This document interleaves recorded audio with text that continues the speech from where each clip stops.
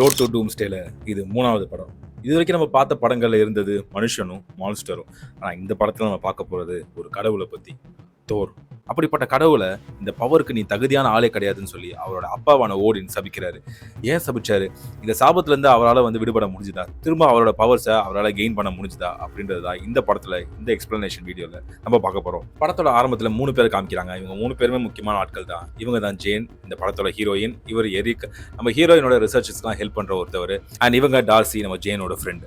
நம்ம ஜேன் இந்த அட்மாஸ்பியர்ல ஏதோ ஒரு மாற்றம் நடக்க போகுது. கடைசி 17 முறையா இதே மாதிரி நிகழ்வுகள் நடந்திருக்குது. அதை கரெக்டா கணிச்சிருக்காங்க ஹீரோயின். பட் இந்த டைம் ஏதோ ஒரு டைமிங் மிஸ் ஆகிற மாதிரி இருக்குது. பட் அவங்க எதிர்பார்த்ததை விட திடீர்னு வானத்துல ஒரு மிகப்பெரிய ஸ்டார்ம் மாதிரி ஏற்படுது. அந்த ஸ்டார்ம்ல இருந்து யாரோ ஒரு ஆள் இவங்களோட கார்ல அடிச்சு இடிச்சு கீழே விழுறாரு. 965 ADல நடந்த ஒரு கதையை காமிக்கிறாங்க. மனுஷங்க ஒரு உண்மையை அக்செப்ட் பண்ணிக்கிட்டாங்க. அவங்க மட்டும் இந்த உலகத்துல, இந்த யூனிவர்ஸ்ல தனியா கிடையாது. அவங்க கூட நிறைய கடவுள்களும் இருக்காங்க. அண்ட் அவங்கள பயமுறுத்துற ஆட்களும் இருக்காங்க. அந்த மாதிரி கோல்டு டார்க்னஸ் நிறைஞ்ச ஒரு ரெல்ம்ல இருந்து வந்த ஃப்ராஸ்ட் ஜெயன்ஸ் கிட்ட அவங்க மாட்டிக்கிட்டு தவிச்சாங்க. அந்த ஃப்ராஸ்ட் ஜெயன்ஸ் இந்த மனுஷங்க இருக்க இடத்தை எல்லாத்தையும் கேப்சர் பண்ணாங்க. அவங்கள அழிக்கணும்னு குறிக்கோளோட இருந்தாங்க. அந்த இடத்துல தான் ஆஸ்காரோட கிங்கான ஓடின் அண்ட் அவங்களுடைய வாரியர்ஸ் எல்லாரும் ஃப்ராஸ்ட் ஜெயன்ஸ்க்கு ஆப்போசிட்டா போர் செஞ்சு அவங்கள டிஃபீட் பண்ணி அவங்களுடைய சோர்ஸை கைப்பற்றாங்க. அண்ட் இந்த மொத்த யூனிவர்ஸுக்கும் அமைதியை கொண்டு வந்தாங்க அப்படின்னு சொல்லி நம்ம ஓடின் அவருடைய 2 பசங்களுக்கும் கதையை சொல்லிக்கிட்டு இருக்காரு. ஒருத்தர் தோர், இன்னொருத்தர் லோக்கி. இந்த அமைதியை எனக்கு அப்புறம் நிலைநாட்ட போறது உங்க 2 பேர்ல ஒரு ஆள். உங்கள ஒரு ஆள் தான் இந்த த்ரோன்ல கிங்கா உட்கார முடியும். அது யாருன்றதை பொறுமையா டிசைட் பண்ணிக்கலாம் அப்படின்னு சொல்றாரு. காலங்கள் கடந்து போகுது. தோர் ராஜாவாகிறதுக்கான அந்த மகுடம் சுட்டுறதுக்கான விழா நடக்கிற அன்னைக்கு நாள் வருது. ஆல்மோஸ்ட் நம்ம ஓடின் நீ தான் கிங் அப்படின்னு சொல்லி அறிவிக்கிற அந்த டைம்ல ஃப்ராஸ்ட் ஜெயன்ஸ் கிட்ட இருந்து எடுத்த அந்த சோர்ஸை எடுக்கிறதுக்காக இவ்வளவு பெரிய பாதுகாப்பையும் மீறி எப்படியோ அந்த ஃப்ராஸ்ட் ஜெயன்ஸ் ஒரு 2-3 ஃப்ராஸ்ட் ஜெயன்ஸ் உள்ள வந்துட்டாங்க. அவங்க அந்த சோர்ஸ் எடுக்கலான்னு வர்றப்போ அங்க டிஸ்ட்ராயர்னு சொல்லி ஒரு மிகப்பெரிய ஒரு இயந்திரம் இருக்குது. அது அந்த 3 பேரையும் ஈஸியா கொன்னுடுது.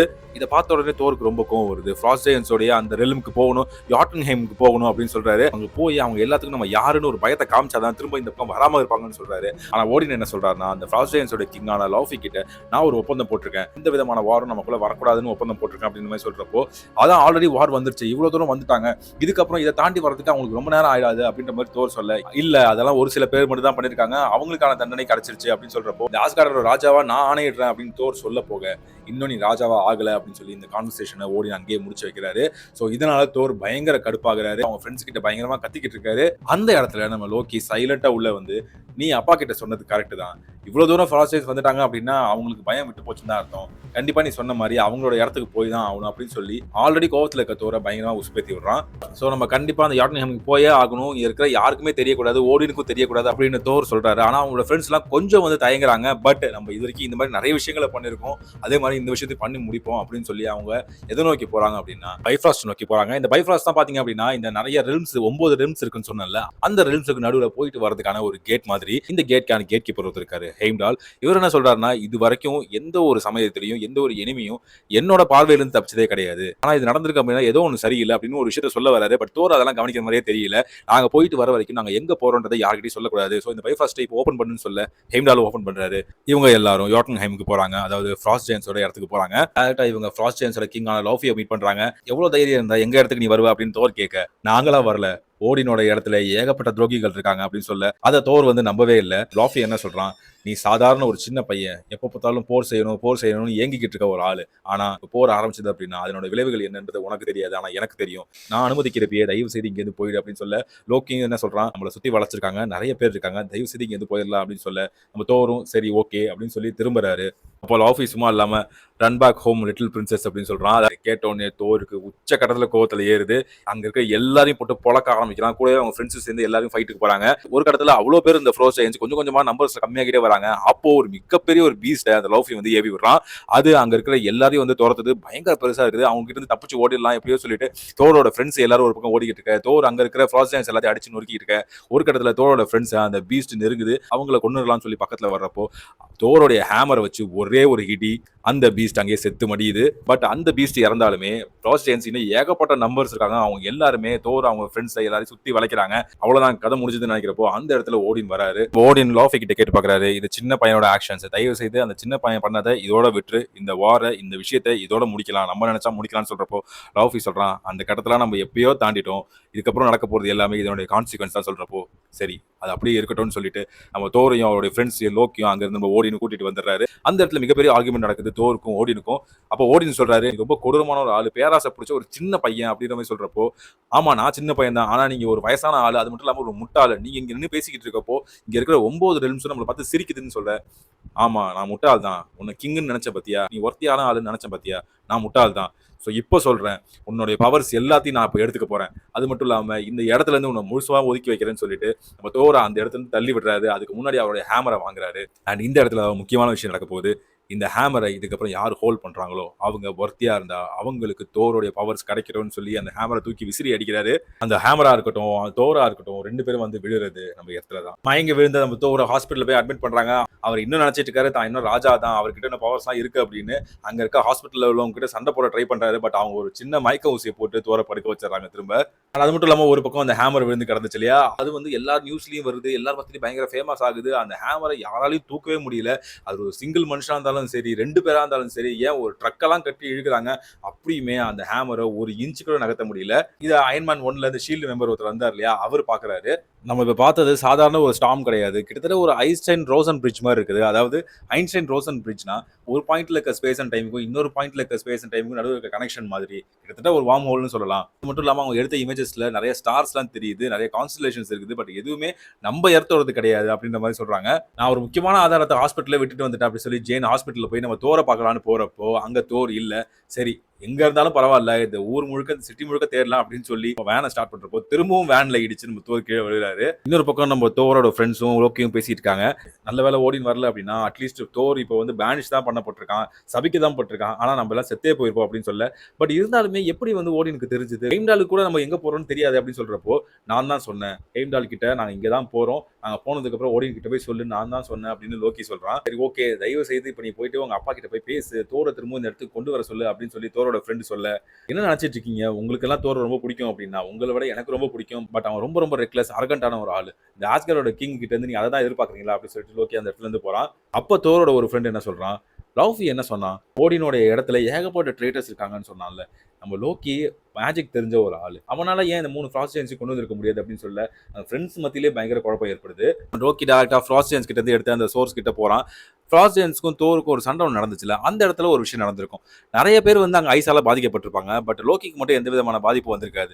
அப்பதான் லோக்கிக்கு தோணுது நம்மளும் வந்து ஃப்ராஸ்ட் ஜெயின்டா இருப்போமோ அப்படின்னு. இந்த இடத்துல ஓடின் வராரு, அவர்கிட்ட கேட்கிறாரு, ஃப்ராஸ்ட் ஜெயின் கூட வார் முடிச்சதுக்கு அப்புறம் அந்த சோர்ஸ் எடுத்துட்டு வந்தேன்னு சொன்னீங்க, நீங்க எடுத்துட்டு வந்தது அந்த சோர்ஸ் மட்டும் கிடையாது, நான் உண்மையை சொல்லுங்க அப்படின்னு கேட்கிறப்போ, ஆமா நான் எடுத்துட்டு வந்தது சோர்ஸ் மட்டும் கிடையாது, உன்னையும் தான், நீ லாஃபியோட பையன், இந்த வார்லாம் முடிஞ்சதுக்கு அப்புறம் நீ மட்டும் தனியா அந்த இடத்துல இருந்த, உன்னை அந்த இடத்துல விட்டுட்டு வரது எனக்கு மனசு இல்லை, அதனால தான் எடுத்துட்டு வந்தேன், அதனால தான் நான் கூட்டிட்டு வந்தேன் அப்படின்னு சொல்றப்போ, போய் சொல்றீங்க, நீங்க ஏதோ ஒரு காரணத்துக்காக தான் என்ன கூட்டிட்டு வந்திருக்கீங்க, என்னன்னு சொல்லுங்க அப்படின்னு பயங்கரமா கத்தி கேட்கலாம் லோக்கி. நான் நினைச்சேன் ஓ மூலமா இந்த 9 ரெல்முக்கும் ஒரு அமைதியை கொண்டு வரலாம், பர்மனண்டான ஒரு அமைதியை கொண்டு வரலாம் அப்படின்னு நினைச்சேன். பட் இப்போ எதுவுமே வந்து யூஸ் ஆகாம போயிடுச்சு அப்படின்னு சொல்றப்போ, அப்படின்னா நீங்க இது வரைக்கும் ஒவ்வொரு ரெல்ம்ல இருந்து எடுத்துட்டு வந்து ஒரு சின்ன பொருள் மாதிரி தான் நானும் என்ன வந்து நீங்க யூஸ் பண்ண பார்த்திருக்கீங்க, இப்போ புரியுது ஏன் உங்களுக்கு தோரை ரொம்ப பிடிச்சிருக்குது, அவனை தான் கிங்கா கூட நீங்க நினைச்சீங்க அப்படின்னு லோக்கி பயங்கரமா அந்த இடத்துல கத்த. ஆல்ரெடி ரொம்ப வயசாகி ஆல்ரெடி ரொம்ப வீக்கா இருந்த ஓடின் பாத்தீங்கன்னா அந்த இடத்துல மயங்கி விழுறாரு. அப்புறம் தான் தெரியுது ஓடின் கோமா ஸ்டேஜுக்கு போயிட்டாரு அப்படின்னு. இன்னொரு பக்கம் தோர் காமிக்கிறாங்க. தோர் கூட பாத்தீங்கன்னா ஜேன், எரிக் அண்ட் டார்சி இவங்க 3 பேருமே இருக்காங்க. ஒரு கடையில உட்காந்து சாப்பிட்டுக்கிட்டு இருக்காங்க. அப்ப அந்த கடையில இருக்கவங்க எல்லாம் பேசிட்டு இருக்காங்க. இங்க ஒரு மிகப்பெரிய ஒரு ஆப்ஜெக்ட் வந்து விழுந்து கிடக்குது, பார்க்க ஹேமர் மாதிரி இருக்கு, பட் யாராலுமே அதை தூக்கவே முடியல அப்படின்னு பேசிக்கிட்டு இருக்கிறத நம்ம தோர் கேட்கிறாரு. அது கண்டிப்பா நம்ம மியால்னிரா தான் இருக்கும், அந்த இடம் எங்க இருக்குன்னு கேட்டுட்டு இந்த இடத்துல போய் நான் டிராப் பண்ண முடியுமா அப்படின்னு சொல்லி ஜேன் கிட்ட கேட்க, அப்போ எரிக் என்ன சொல்றாரு, இவன் பேசுறதெல்லாம் கேட்டா பயங்கர குழப்பமா இருக்குது, என்னமோ தோருங்கிறான், மியால்னிருங்கிறான், பைஃப்ராஸ்ட்ங்கிறான், இந்த கதையெல்லாம் வந்து நான் சின்ன வயசுல கேட்டு வளர்ந்தேன், தயவு செஞ்சு நம்ப அதை ரொம்ப டேஞ்சர்னு சொல்ல நம்ம ஜேனுக்கும் வேற வழி கிடையாது, சரி என்னால் டிராப் பண்ண முடியாது நீ போயிட்டு வா அப்படின்னு சொல்லி அனுப்பி வைக்கிறாங்க. தோரோட பிரச்சனை முடிஞ்சதுன்னு பார்த்தா இன்னொரு பக்கம் ஷீல்டு வந்துட்டாங்க. அவங்க இது வரைக்கும் நம்ம ஜேன் பண்ண எல்லா ரிசர்ச், இந்த அட்மாஸ்பியரை பத்தின எல்லா ரிசர்ச்சையும் எடுத்துட்டு போறாங்க. எதனால அப்படின்னா இது வந்து ஒரு செக்யூரிட்டி த்ரெட் மாதிரி இருக்குது, இதை பத்தின எல்லாத்தையும் நாங்கள் வந்து ரிசர்ச் பண்ணணும், நாங்கள் படிக்கணும்னு சொல்லிட்டு எல்லா பொருள், எல்லா புக்கா இருக்கட்டும், லேப்டாப்ஸா இருக்கட்டும், எக்யூப்மெண்ட்ஸா இருக்கட்டும், எல்லாத்தையும் எடுத்துட்டு போயிடுறாங்க. அப்போ நம்ம எரிக் என்ன சொல்றாரு, எனக்கு ஒரு சயின்டிஸ்ட் தெரியும், அவர் கேமா ரேடியேஷன்ல பயங்கரமான பிஸ்தா, அவருக்கு வேணா நான் மெயில் போட்டு பாக்குறேன், மேபி அவர் நமக்கு ஹெல்ப் பண்ணலாம் அப்படின்ற மாதிரி சொல்றாரு. இவர் யாரை பத்தி சொல்றாரு அப்படின்றத இதுக்கு முன்னாடி நான் போட்ட வீடியோஸை பார்த்தா உங்களுக்கு நல்லாவே தெரியும். ஒரு பக்கம் ஆஸ்கார்டை காமிக்கிறாங்க.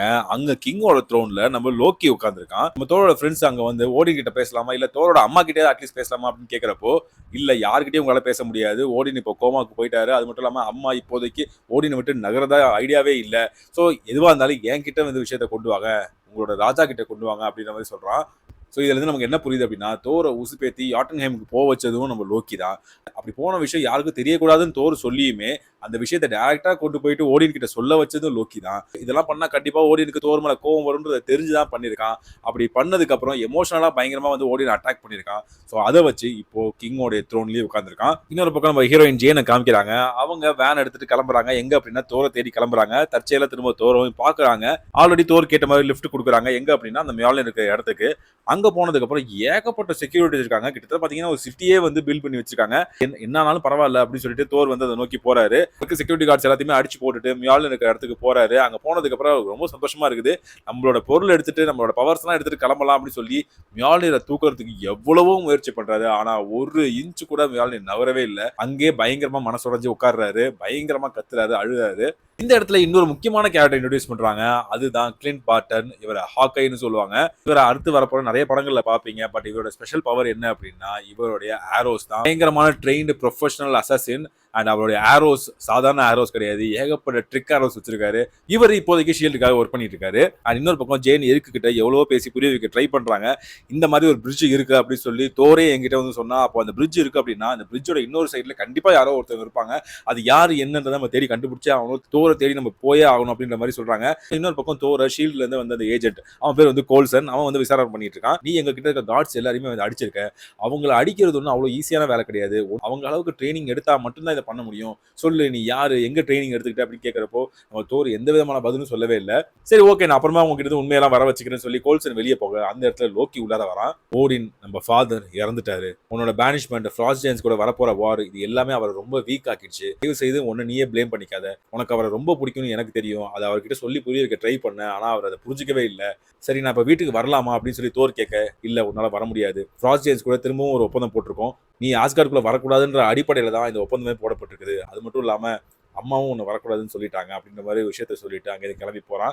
போறதுக்கு முன்னாடி இந்த ஹேமர் எடுக்க முடியுதா அப்படின்னு சொல்லி அவன் ஒரு டைம் ட்ரை பண்றான். பட் திரும்பவும் அந்த ஹேமர் ஒரு இன்ச் கூட நகரல. அண்ட் இன்னொரு பக்கம் தோரை காப்பாத்துறதுக்காக நம்ம எரிக் உள்ளார வராரு. அவரோட பேர் Donald Blake, doctor Donald Blake. ரொம்ப நல்ல மனுஷன், பயங்கரமான ஒரு பிசிசிஸ்ட், பயங்கர பிரில்லியண்டான ஒரு ஆளு. அவர் வந்து உங்க செக்யூரிட்டி கார்ட்ஸ்லாம் எப்படி அடிச்சாருன்றதை நீங்க கேக்குறீங்க இல்லையா, பயங்கர பெயின்ல இருந்திருக்காருங்க. அது அந்த மனுஷன் அப்படி பண்ணிட்டாரு. அது மட்டும் இல்லாம அவன் நிறைய ஸ்டெராய்ட்ஸ் யூஸ் பண்ணுவான், பயங்கர ஃபிட்னஸ் ஃப்ரீக், அதனால தான் வந்து அடிச்சிருக்கான் அப்படின்னு சொல்லி என்னென்னமோ பொய்யெல்லாம் சொல்லி எப்படியோ தோரை காப்பாத்தி அந்த இடத்துல வந்து கூட்டிட்டு போயிடுறாரு. போறப்போ நம்ம தோர் என்ன பண்றாரு, நம்ம ஜேனுடைய புக், ஒரு ரிசர்ச் பத்தி எழுதிருக்க எல்லா புக்கையுமே நைஸா அங்கேருந்து ஆட்டையை போட்டு போயிடுறாரு. வெளியே வந்து தோரன் எரிக் 2 பேரும் பேசுறாங்க. அப்ப எரிக் என்ன சொல்றாரு, நீ சொல்றதெல்லாம் உண்மையா பொய்யா இதெல்லாம் எதுவுமே எனக்கு தெரியாது. ஆனா ஜேனுக்கு எந்த விதமான பிரச்சனையும் வரக்கூடாது. தோரும் வந்து கண்டிப்பா என்னால அவளுக்கு எந்த பிரச்சனையும் வராது அப்படின்னு சொல்றாரு. சரி ஓகே, அப்படின்னா நான் வாங்கி கொடுக்குற சரக்கு குடிச்சு முடிச்சுட்டு இன்னைக்கு நைட்டே இந்த டவுனை விட்டு கிளம்பு அப்படின்ற மாதிரி எரிக் சொல்றாரு. நம்ம தோரும் அதுக்கு ஒத்துக்கிறாரு. இன்னொரு பக்கம் லோக்கி யாட்டன்ஹேமுக்கு போறான். டைரக்டா கிங் லோஃபியை பார்க்க போறான். அங்க ஒரு ஒப்பந்தம் போடுறான். நான் உனக்கு ஆஸ்கார்டுக்குள்ள வரதுக்கு திரும்ப ஒரு அனுமதி தரேன். நீ வந்து ஓடின கொல்லணும். அப்படி அதை பண்ணி முடிச்சதுக்கு அப்புறம் உன்னுடைய சோர்ஸ் அந்த கேஸ்கெட்டை திரும்ப நான் உன்கிட்டயே கொடுப்பேன். நீ திரும்பவும் உன்னோட யாட்டன்ஹேமுக்கு வந்து அதனுடைய க்ளோரி எல்லாத்தையும் நீ என்ஜாய் பண்ணலாம். திரும்ப அந்த க்ளோரி எல்லாத்தையும் யாட்டன்ஹேமுக்கு கொடுக்கலாம் அப்படின்னு சொல்லி ஒப்பந்தத்தை போடுறான். இப்பதான் தெரியுது ஓடின் சாகல, ஆஸ்கார்டுக்குள்ள தோர் வரக்கூடாதுன்ற மாதிரி எந்த விதமான ஒப்பந்தமும் போடப்படலை அப்படின்னு.